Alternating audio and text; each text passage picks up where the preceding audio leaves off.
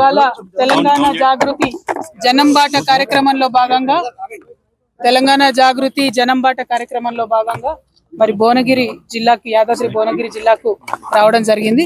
ప్రత్యేకించి ప్రతి జిల్లాలో 2 రోజుల పాటు ఉంటూ ఆయా జిల్లాల్లో ఉన్నటువంటి సమస్యలన్నింటినీ కూడా చూస్తూ ఆ సమస్యల పరిష్కార మార్గాలను వెతుకుతూ ప్రభుత్వాలను నిలదీస్తూ ముందుకెళ్తున్నాము.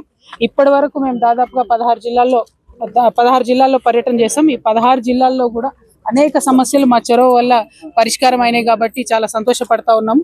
ఇవాళ మరి భువనగిరికి వచ్చినాం. రావడమే ఎయిమ్స్కి వెళ్ళినాం. ఎయిమ్స్ 2015-14 ప్రాంతంలో నేను పార్లమెంట్ మెంబర్గా ఉన్నప్పుడు కూడా చాలా గొడవ చేసి పార్లమెంట్లో నిలబడి మాకు కొత్త రాష్ట్రం వచ్చింది, ఎయిమ్స్ కావాలని పట్టుబెట్టి తెచ్చుకున్నాం. ఫస్ట్ ఇండియా మొత్తంలో కూడా ఇది బ్రౌన్ ఫీల్డ్ ప్రాజెక్ట్. ఆల్రెడీ మన దగ్గర నిమ్స్ ఉన్న దాన్ని ఎయిమ్స్ చేయడం జరిగింది. ఆ తర్వాత ఇన్ని సంవత్సరాలకు కూడా 2016లో ఎయిమ్స్ ప్రారంభమైతే ఇన్ని సంవత్సరాలకు కూడా కనీసం అక్కడ ఎమర్జెన్సీ మెడిసిన్ దొరకనటువంటి పరిస్థితి ఉన్నది. ఎవరైనా యాక్సిడెంట్ కేసు పోతే వెనక్కి పంపిస్తున్న పరిస్థితి ఉన్నది. ఆ డైరెక్టర్ గారితో మాట్లాడడం జరిగింది.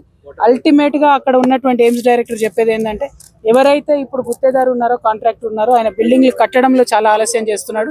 కేంద్ర ప్రభుత్వం నుంచి 750 కోట్ల రూపాయలు ఇదివరకే వచ్చినాయి. ఇంకొక 450 కోట్ల రూపాయలు ఎస్క్రో అకౌంట్ లో ఉన్నాయి. అయినా సరే కాంట్రాక్టర్ ఆలస్యం చేస్తున్నాడని చెప్పిండు. ఈ జిల్లాలో ఉండేటటువంటి ఎమ్మెల్యేలకు, మంత్రులకు నేను రిక్వెస్ట్ చేసేది ఒకటే, దయచేసి ఆ కాంట్రాక్టర్ అనేటటువంటి వాడు తొందరగా అది ఫినిష్ చేసేటట్టు చూడండి. లేకపోతే ఎయిమ్స్ ఉంది కదా అని అక్కడ పోయినా కూడా ప్రాణాలు పోయే పరిస్థితి ఉంది. అంత మంచి ఇన్స్టిట్యూట్ వచ్చినప్పుడు వెంటబడి త్వరితగతిన పనులు పూర్తి చేసుకోవాల్సిన బాధ్యత మన మీద ఉన్నది. ఆ తర్వాత ఇక్కడ RRRకి సంబంధించి మన భువనగిరి టౌన్ లోనే, ఇది రాయగిరి ఇదివరకు ఊరుగా ఉన్నది టౌన్ లో కలిసిపోయింది. ఈ రాయగిరి గ్రామంలో మరి ఇప్పటికే 7-8 దఫాలుగా రకరకాల ప్రాజెక్టుల కోసం ల్యాండ్ ఇచ్చి ఉన్నారు. ఈ ప్రజలు చాలా త్యాగం చేసి ఉన్నారు. మరి ఇంత త్యాగం చేసిన ప్రజల్ని ఇక త్యాగం చేస్తున్నారు కదా అని చెప్పి ప్రతి సందర్భంలో రాయగిరి ప్రజల్ని బలి చేయడం అన్నది కరెక్ట్ కాదు. ఎందుకంటే ఇప్పుడు ఏదైతే RRR ఈ ఏరియాల నుంచి పోతున్నదో దాని అలైన్మెంట్ ఇదివరకు 2 సార్లు మారింది. ఫస్ట్ టైము యాదగిరిగుట్ట అవతల సైడ్ ఉన్నప్పుడు ఒక అలైన్మెంట్, మళ్ళీ తర్వాత ఇక్కడ ఒక అలైన్మెంట్, ఇప్పుడు 3వ అలైన్మెంట్ కింద ఇది రావడం జరిగింది. కంప్లీట్ గా దీని వెనుక ఉన్నది నాయకుల యొక్క అవినీతి అని స్థానిక ప్రజలందరూ కూడా చెప్తున్నటువంటి సందర్భం. మరి ఇప్పుడు అధికారంలో ఉన్నటువంటి కాంగ్రెస్ పార్టీ కూడా ప్రియాంక గాంధీ గారిని కూడా తీసుకొచ్చి మేము RRR అలైన్మెంట్ మార్పిస్తామని చెప్పినటువంటి సందర్భం ఉన్నది. నేను ఇవాళ డిమాండ్ చేస్తున్న కాంగ్రెస్ ప్రభుత్వాన్ని, కోమటిరెడ్డి వెంకటరెడ్డి గారిని, మీ జిల్లాలో మీరు కూడా స్వయంగా కలెక్టరేట్ లో కూర్చొని ఒక్క గుంట జాగా కూడా పోనీయ మీ రైతులకు అని చెప్పిండ్రు. మరి చేస్తారా లేదా? ఒకవేళ చేసేది ఉందా లేదా క్లారిటీగా చెప్పండి.